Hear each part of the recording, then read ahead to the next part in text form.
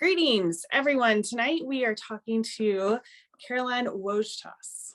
Did I get that one right? I did. She is a 2017 SHECP alum and a graduate of the Virginia Military Institute, or VMI to most of us. She's here to talk about some of her experience and what she's done since her SHECP experience. Welcome, Caroline. Thank you. So you are joining us from Salle University, where you're pursuing your doctorate in clinical psychology. Can you tell us, like, what is that, and just kind of about the program in general?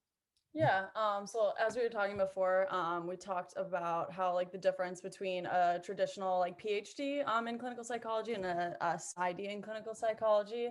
So just a little explanation, because I didn't even know this was a path that you could take, where a PhD you're more focused on research and potentially going into academia, potentially being a professor, where the PsyD side you're more interested in clinical work. So a PhD might be just not do anything in academics, might just be a psychologist, but more than likely their training is going to train them better to be an academic or a researcher, where PsyD is more focused on the clinical aspect. We still do research, I still have a dissertation, everything like that, but just very focused on like clinical work, providing evidence-based treatment for a whole host of mental and psychological disorders. I don't know if you want me to say more. I can say. Well, like, what are the range? So, like, I mean, obviously, just like medicine, I'm assuming you can go anywhere from, in medicine, we're talking going from pediatricians to pathologists to surgeons, just all over the map. What are some things people could get a doctorate in clinical psychology in? Yeah, so the degree usually stays the same, doctorate in clinical psychology, Okay. but you might have like a concentration. So in my program, there's a concentration in health psych or a concentration in child and adolescent psychology. So those two are kind of going to pave more of the path that you can do after you graduate. But I mean, even if you're not a health psych focused person, you could still potentially get into health psych. And so like some common things that like at least like a range of jobs that I see like in the people that I either are supervised under or people that are in my program is like my current placement is at a hospital. So I'm doing what's called the consult liaison, where at the hospital, if you've ever seen like Grey's Anatomy and they say, I need a psych consult, right? Stuff like that. We'll get a message from a doctor saying, this person is very anxious due to their recent hospitalization. Can you come and talk to them, give them some skills, that kind of stuff. So very quick, like 30-minute interventions. And again, if they stay in the hospital for like 2 weeks, you might see them twice and then you'll never see them ever again. Versus the placement that I was before this one, I was doing normal outpatient therapy, where I would see the same clients every single week. My days were Mondays and Thursdays. So I'd see the same 7 clients on Mondays, the same 5 clients on Thursdays, and I saw them for an entire 12 months. A couple dropped off and I added a couple in, but I would see them for the couple 12 months sitting, doing an hour-long psychotherapy session. This was via telehealth, but so again, outpatient, we have, health people who are in hospitals working consults. Integrated primary care is another great one, where it's a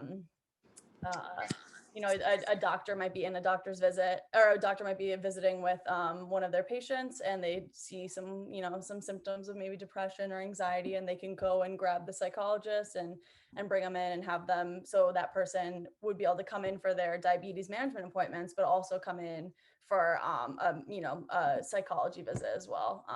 And that's that's a little bit of the range. There's obviously 10 times more jobs that you can do with a PsyD, but that's kind of a little bit, of a spectrum of what you could see.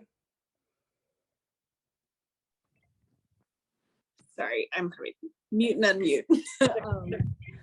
So that's really helpful. I feel like we often think of careers as like this thing versus you can do many things, right? Like you can, even once you narrow it down to a field, you can do wildly different things. You can see someone every single day, and you could see people once and never again, right? Like, it's, for me, that's something nobody really ever told me when I was trying to figure out, what am I doing with my life?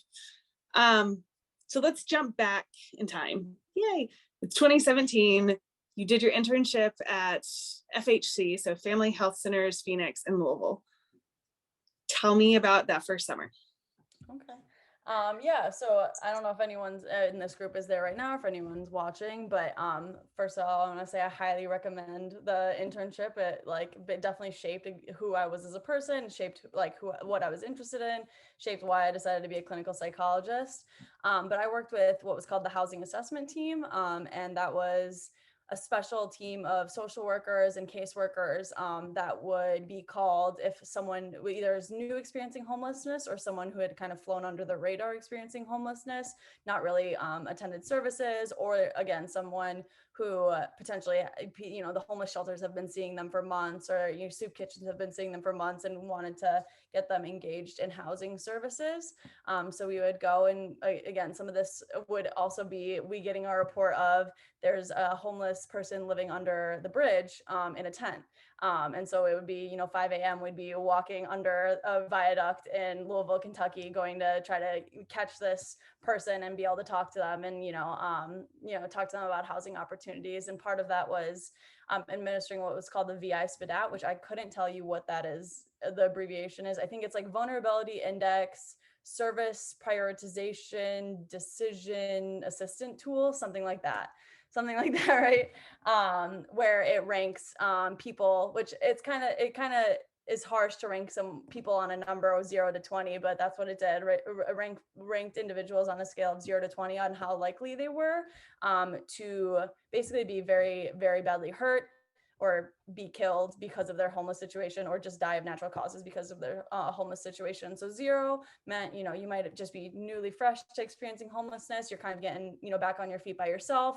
You don't really have any extenuating circumstances like severe mental illness, drug abuse or addiction, trauma, can't think any serious medical conditions, all that kind of stuff kind of added points. And then 20 would be, you would be the most vulnerable, like, how are you standing here in front of me today, right now? Like, you should be dead, basically.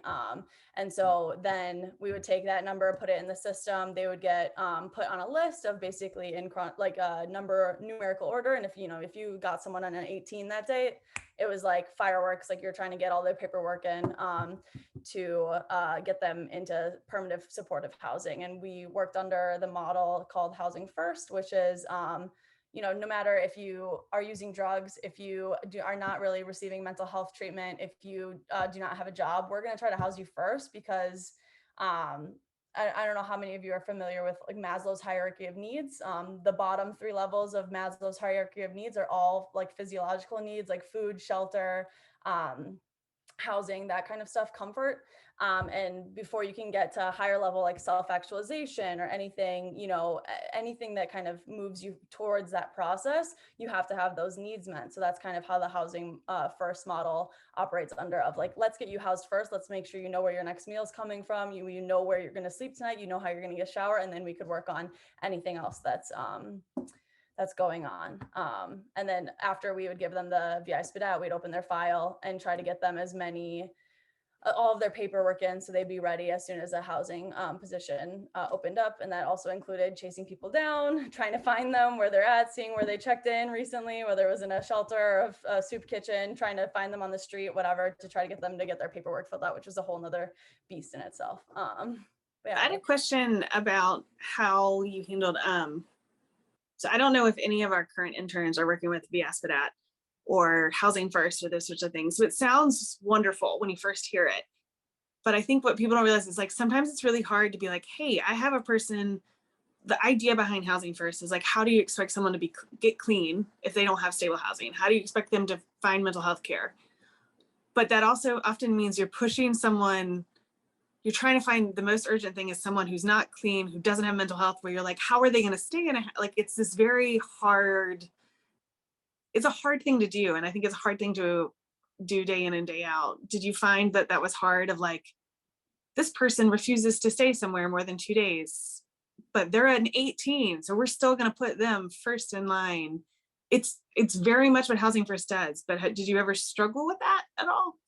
I did. I mean, I struggled on the point where I would have like a mother of 4 crying in my office, but they only scored, a 4 on the VI SPDAT. So, my heart would go out for their circumstances and that kind of stuff. But I would just do my best to provide them like other surrounding, like whether it was like Section 8 or getting on like different lists, getting, getting connected with services otherwise. And it was, I mean, we did have people who were like 18s who ended up passing, who, we actually had one client who passed the day after her housing voucher got approved. So that was, and that was the first summer that I worked there. So that was a hard pill to swallow. But it was difficult, and I guess as long as you kind of knew that you were doing the best for every client that you were serving. So again, if they didn't necessarily score in our vulnerable and they were a 5 and we knew they would never receive permanent supportive housing because we are on the 14s right now and we only have 3 more months until we start back up at the 20s again. We would just provide them with as much like, holistic care, whether it's again, telling them where to go, getting free clothes, where to get hot meals, where to get, different shelters to go to and different stuff like that. So again, it was hard, but I think as long as you like knew that you're given the best that you could, like that's all you could do, So before SHEP just send you off to Louisville, is this something you knew you would be interested in, or was this okay? So No. what did you think when we're like, hey, this is what you're gonna do this summer? Were you like, what in the world are you doing? Or yeah, no, I mean, I remember the first thing I ever did when I got to Louisville was to give a VI SPDAT, or to watch someone give a VI SPDAT at a shelter. And I remember the first person that I saw was like a 64-year-old female, like HIV positive, had AIDS, had a bunch of different immunocompromised, different bipolar, and I can't remember if it was with psychosis or anything like that. And I remember getting out of that appointment, I was like, what did I just witness? I was like, is this how every day is going to be? And I always joke that if my parents knew what I was doing that summer, they would be really, really angry because they didn't know that I like was driving homeless people around in the back of my car with them. It's another supervisor with me, but like, doing that, or like, walking under a viaduct at 5 a.m., I always had another supervisor with me. I was always super careful. But again, even just like walking under a viaduct in a major city at 5 a.m., knocking on homeless people's tents to get them to talk to me, I think they would have been mortified. But I think that being said, it kind of prepared me to just deal with anything basically, and just be ready to go into a situation and be like, all right, this is, this could be really bad, this could be really good, let's just see how it goes. Okay, so I feel like I managed to accidentally already ask you like what some of the harder parts were. And like, what was your main takeaway from that summer, besides the fact that you could walk into almost anything and figure it out? I feel like that's a pretty big takeaway. Yeah, exactly. It definitely increased my confidence, I would say. Like, even though coming from BMI, where they kind of, well, for the first part, they kind of beat you down a little bit, but then they try to build you back up in a place where, confident leaders come out. I still felt like I was pretty soft-spoken and pretty, like not very confident in my interpersonal skills. So it definitely made me become really confident in my interpersonal skills after that. But also I got a passion to work with like underserved and underrepresented, communities and individuals and everything like that. From like the SHEP poverty, like the speakers that we would have, the books that we were reading, everything like that. And then also like my experience of living, seeing it every single day. And seeing it even when I was on the weekends, like in Louisville, seeing like clients that I was working with, like, panhandling on the corner and that kind of stuff. So, even when I wasn't working, I was thinking about it and everything like that. So you had a cool experience the next year. Yeah. So what happened the next summer? So I just I don't know, I can't remember exactly how it happened. And I think my supervisor at Family Health Centers just asked me like, would you ever think about coming back as an intern, but like a paid employee next year? And I was like, yeah, I'll definitely think about it. And then I can't remember if it was like just the beginning of the spring semester, I emailed him and I was like, hey, would you still be interested in this? And he was like, let me dig around, make sure we have the funds. And I came back the next semester, or the next summer, and I stayed the entire year in Louisville in the summer. And fun fact, when I was staying for the first time for the actual SHEP internship, I stayed with the little sisters of the Were you at the Sisters of the Nazareth? Yes, Sisters of Nazareth. So I stayed there, which was a congregation in more rural Kentucky. So it was like a 45-minute drive. So I stayed with them, and then through them I met people that were at their, like, I can't remember what it's called, like when you implant, like a house that they had in downtown Louisville, Okay. right off of Eastern Parkway. And so they connected us with them because they just wanted us to talk about, because these five nuns were super into, like, doing any kind of community work and that kind of stuff in the actual city. And then I emailed them the next day, or after I got the internship, and I was like, hey, is there any way, like, you have this hospitality house, like, you rent out these rooms, is there any way I could come and stay with you guys for the summer? And they said yes. They made me pay $20 a week, and we all split days cooking dinner for each other. And it was one of the greatest experiences too. It was like I had 5 live-in moms, which could be a nightmare, but they didn't really care about, like, typical mom stuff. But it was like 5 living with 5 fun mom friends basically. But it was another connection that I made through SHEP. So, and then I did that internship over the summer. It was the same job thing. I had a little bit more freedom because I wasn't a SHEP intern. I was but they were like, don't still take supervisors with you, because they knew I wouldn't if I could. They knew I would go wherever I needed to without a supervisor if they weren't available. But I did the same exact thing, except for I was more in charge of my own caseload versus working under one of the social workers. Wonderful. I will say that the Sisters are still great supporters of SHEP's work in Louisville, and they have, like, plug, if anybody is watching this, they have a program, I think, like Nun and Nuns or something. It's like outreach. They want to do more social work, and so they are talking about the work. I'm gonna kill this initiative, but it's very cool. Where they're working kind of in a more vaguely spiritual, like talking to people, not necessarily about, like, Christian faith, but about doing work within the community and kind of doing outreach and giving their resources toward social change efforts. They're really cool people. I don't know what most people think of when they think of nuns, but these are some, like, super cool women who want to, like, fight poverty and empower people. Right. And They chained themselves to the pipeline when it was going through, and they wear normal clothes. Like, the one nun would always have a beer with me at the end of the night, like everything like that, like nothing that you would think normal nuns are like, because I think we all probably have a bad concept of what nuns are. But again, I lived there, and I never felt pressured to believe in anything certain way, to do anything, act in any certain way. It was just like, welcome, you're one of us now. So just random plug for the Sisters of Nazareth in the middle of this talk. Okay, so when we talked before, you mentioned that, okay, you're now 2 summers of this internship. Before, you didn't know that this is something you were passionate about. You've now figured out, like, hey, this is something I want to do with my life. Now what? Like, what are all the different things you debated doing with this, like, topical passion, I guess is the way to put that.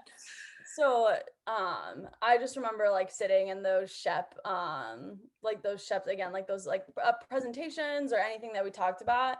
And though I think the theme of our year was, like, more like towards the legal side of justice, like the new Jim Crow, like, was a big focus. Like, we had a lot of speakers, and, like, we had to watch a documentary about it and that kind of stuff. And so I was like, this is awful. Like, I need to fight this from the inside. Like, I need to be a public defender. And again, me, little, like, soft-spoken, like, doesn't want to argue with people, like, still has a problem being assertive. Like, that's always my comments, like, on my evals for my clinical work, is like, you need to be a little bit more assertive and tell these people to, like, now, like, stop talking, basically.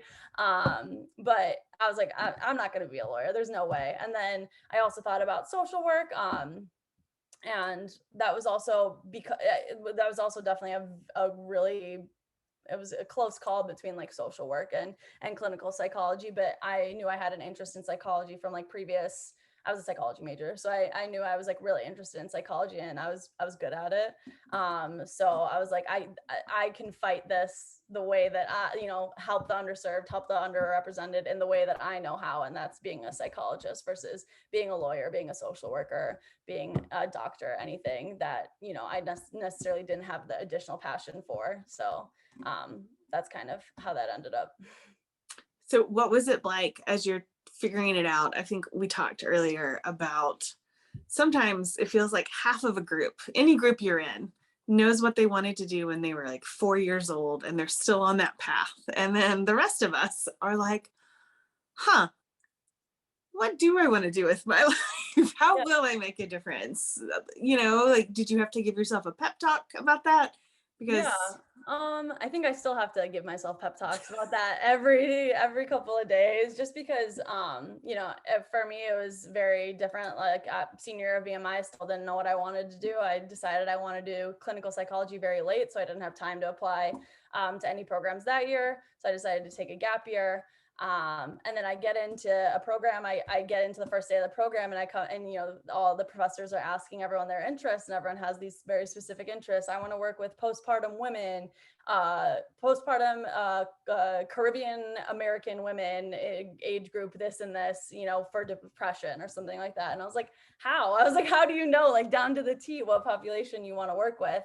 And so again, it's something that I still have to give myself pep talks about now, because I'm like, it'll all work out. Like, I have this underlying passion, I have this underlying thing. No matter what, I know I'm going to tailor what I'm doing to that. And I don't need to know yet. Like, we have a lot of people, like, especially in my program, that say like, it's okay to not know, because again, you're not going to know until you get hands-on work. You might think you really want to be a child psychologist. You do a child, placement for a year, and you're like, wow, I really hate being a child psychologist. So don't be afraid to like dabble. Don't be afraid to dabble. Don't be afraid to go one way and then decide you want to pivot another way. Nothing's set in stone. So nothing is a final mark on what you're going to do for the rest of your life. So yeah, I feel like we all like, can you come tell me that all the time? No, I think it's something we think everybody else knows exactly. I had friends who knew exactly, and 3 years later they were doing something entirely different. So just that freedom.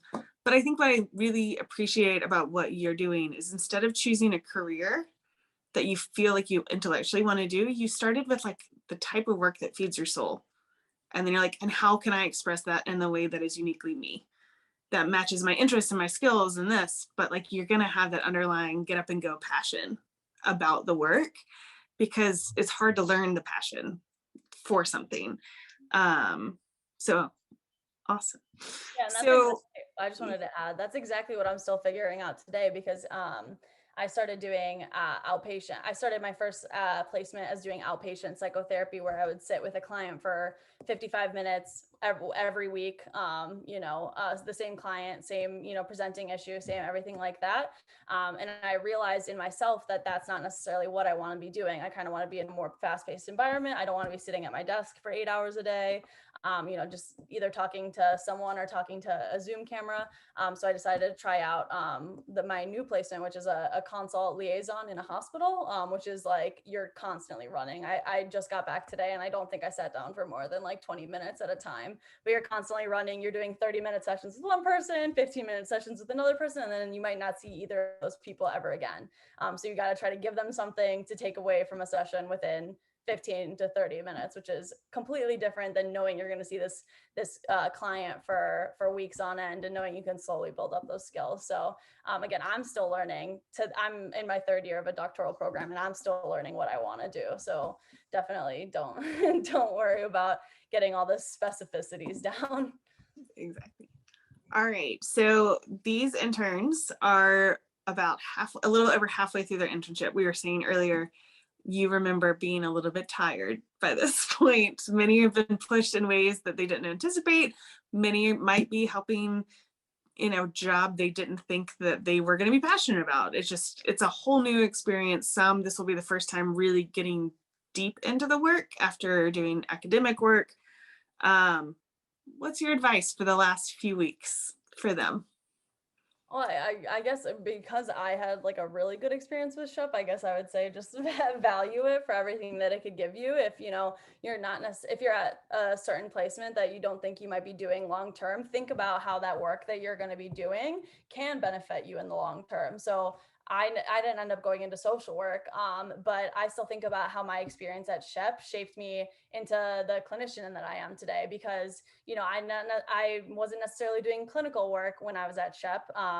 Everyone came in with a bunch of clinical work. They were psychometrists. They were clinicians on studies, they were behavioral techs, everything like that. And I came in with SHEP, and I still, you know, learned empathetic listening at SHEP. I learned how to validate people on SHEP. I learned how to get people to open up or talk to you, who have been pushed down by society, who have been trampled on by society, who don't have trust in the medical, you know, like medical industry of society, you know, society, everything like that. You know, you learn motivational interviewing, try to get people towards change, everything like that, even though it wasn't a clinical placement. So say you're at a placement that, again, you don't see yourself going down that career path, still focus on what that internship can be like getting you ready for it in the future, whether it's just, you know, knowing how to communicate with other professionals, whether it's, you know, networking, whether it's, yeah, I can't think of anything else right now, but, you know, if knowing legal system, knowing Medicaid, knowing anything like that, just focus on that. Focus on, again, it's bad to think about focusing what you're getting for the externship, but think about your professional development and that kind of stuff. And it's not bad to think about professional development. This is part of the reason for this series is like, okay, it is about giving, but it's not supposed to be just a summer of service. It really is a continuation of an education, and it's about learning how messy it all can be and that development in addition to the academic side. And so thinking about how your own reflections, you shouldn't feel bad. I'm talking to the interns, I can't see. You shouldn't feel bad about that. I think it's meant to be designed that way. And you're doing it right if you're thinking about what does this mean for me, even if your only takeaway is whatever you do, you understand poverty a little bit better. You understand, you have a better appreciation of dignity for all humans and what that means, and some circumstances that are gnarly that people go through, and you just have a little more empathy and a little more kindness. Like, what if we could have a whole world of that? Yeah, we all face poverty every day. We all look at it every day. You know, we all see it every day. So being able to look at it through a new lens is definitely the first thing that SHEP gave me, for sure. So wonderful. All right. So are there any questions? I can't see you because you're on my phone. So if you want to unmute, or I can just make Cassie randomly call on people for fun.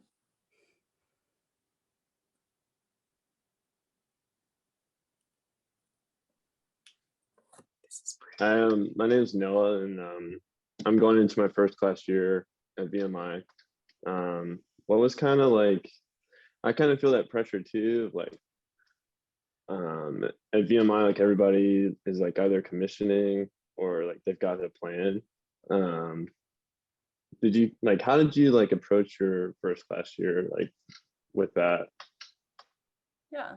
So for anyone that doesn't know, first class year means your senior year at VMI. And I guess I personally like talked to as many people as I could talk to. So whether it was talking to my professors, talking to, going to those, even though I didn't learn anything from them because nothing that I was interested in them were there, those like career networking events or any career networking events at your schools can help you just kind of get exposure to like what options are out there. Like you don't know what paths are out there. Like if, you know, I tell my friends to this day, like, I can't remember what her actual job is, but I'm like, I have no idea what you do, like 9 to 5. Like, I was like, you say you're in advertising, but what does that mean your day is like? Like, what are you doing? And so like, even just getting exposed to like, what are the options? Like what paths are there? That's the biggest thing. So either talking to other professionals, talking to like career services at your schools, going to those career networking events, anything like that. And again, not being too worried about it because it'll all work out eventually. I can't say that for certain, but I'm like 99% sure.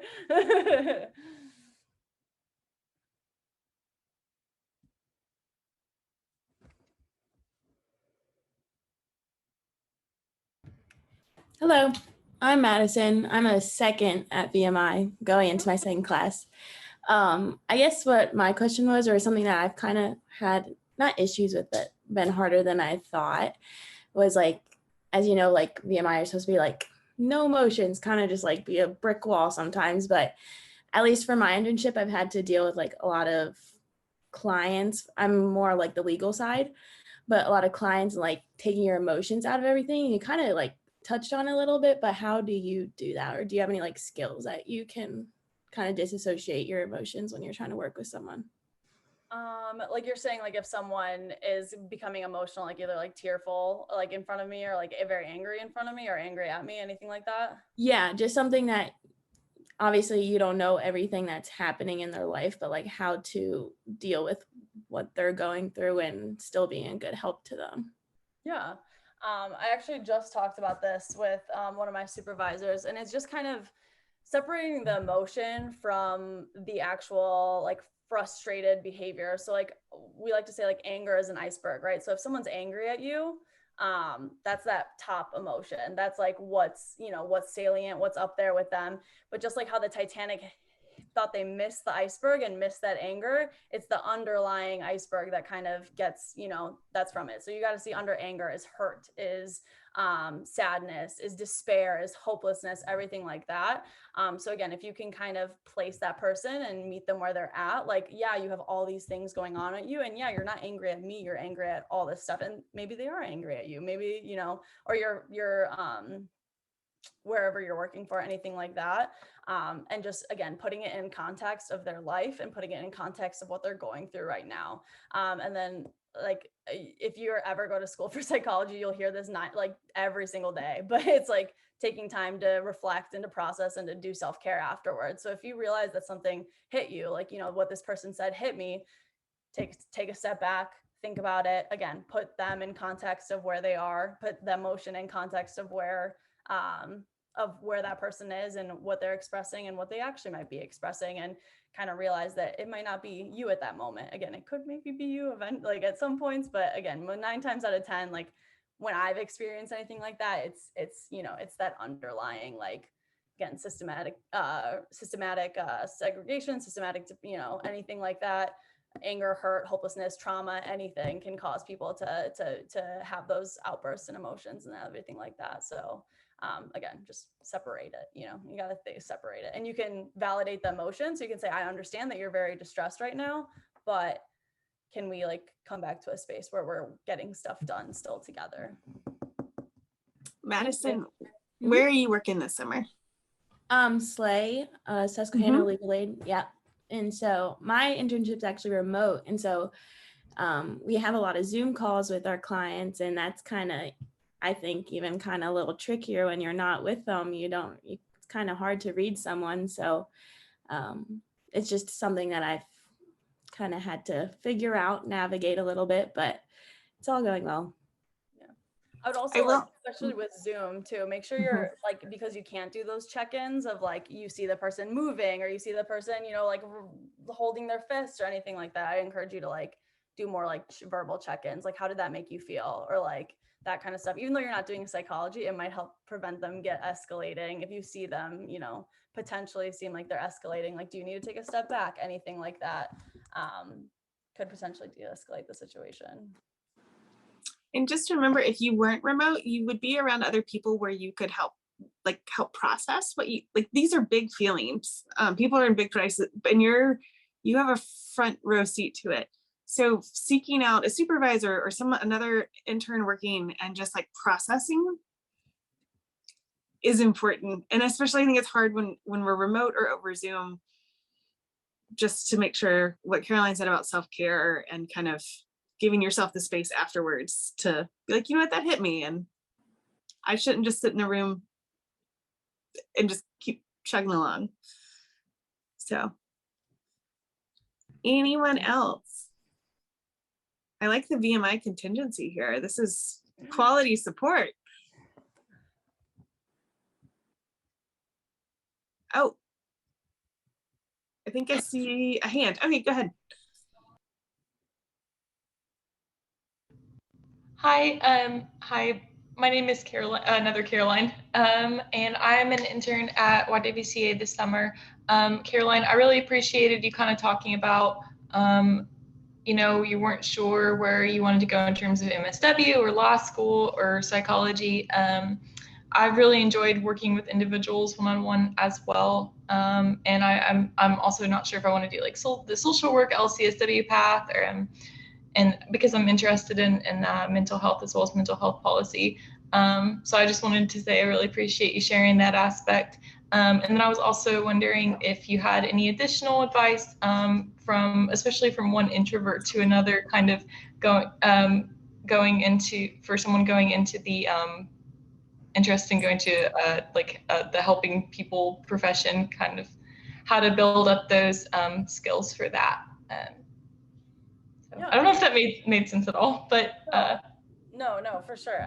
That is definitely like one of the more challenging things for me, still to this day. But I have found there's a psychology, like emotion regulation skill called opposite action. So I kind of follow the idea of opposite action. So if my initial reaction is, oh, I'm gonna like stick to the back, like, oh, I'm not gonna raise my hand, oh, I'm gonna let someone else do it first. I'm like, all right, well, I'm raising my hand. Like I'm putting myself out there. And so that's kind of how I've kind of almost like forced myself. So again, like SHEP put me in these positions where I had to kind of be able to talk to anyone in any circumstance and kind of pull stuff out of my, rear end and that kind of stuff. But, putting yourself in those situations when you can, like if someone asks you to give a job on or talk on professional insights and you might not necessarily be super good at public speaking, and this public speaking gives you anxiety, like saying yes and still doing it anyways and that kind of stuff. So putting yourself in those situations that might make you uncomfortable, because over time the uncomfortability decreases and your self-esteem and your feeling of competency increases. I would still say I think I'm very incompetent, but I think I'm less incompetent than I was 2 years from 2 years, 2 years starting this program, 2 years before when I was a SHECP intern, that kind of stuff. So, and then, yeah, just putting yourself out there in those outcomes. Because again, what's the worst that can happen? You could learn from it. For what it's worth, second Caroline, I've always heard some of the best helpers of people that I know have been introverts who are very good listeners and very attuned to everyone. They're exhausted at the end of their day, but they are very good at what they do because they pick up on everything. So, for what it's worth, plug for introverts. Yeah, my professor, my like number one professor that made me want to be a clinical psychologist was 100% an introvert at VMI. He would, give a beautiful lecture, speak so eloquently, and then just not want to talk to anyone else and like put his hat down and like walk through campus like this because he didn't want to interact with anyone because that lecture made him so tired out, answering questions, everything like that. So don't think that because you necessarily, feel introverted and don't have the high self-esteem in normal social situations, you'll realize when you get into a room with someone that you're going to be helping that, again, who cares if I make a mistake? This person is still getting something out of this, that kind of stuff. I make mistakes every session. Don't worry about it. I say something weird every session where I'm like, oh gosh, like I shouldn't have said that. But again, that person still benefited from my, me talking to them. So that's all that matters. I appreciate that. Thank you both. Any other questions? This was Caroline's first day on a new rotation. So, and I did convince her to give this talk. So I want to make sure we give her some rest. But are there any last minute questions? I wish I knew like a VMI cheer, considering half of y'all are there, but I don't know any of them. Like I got nothing besides the canon at 7 p.m. Like, all right, well, thank you, Caroline. Thank you all for coming. You can also share my contact information if anyone else has any questions, like my LaSalle email or anything like that. Feel free to shoot me. I'm very going through it right now with school and that kind of stuff, so it might take me a little while to respond, but I'll get to it. Great. I will, when I put the recording up on Canvas, I'll add that in case you'll want to reach out and just ask more questions or do that really awkward networking thing that introverts hate doing, but know we should do. Yay, another plug for a LinkedIn alumni group for SHEP. So, all right, well, everyone have a great night and a great few weeks of your SHEP internship.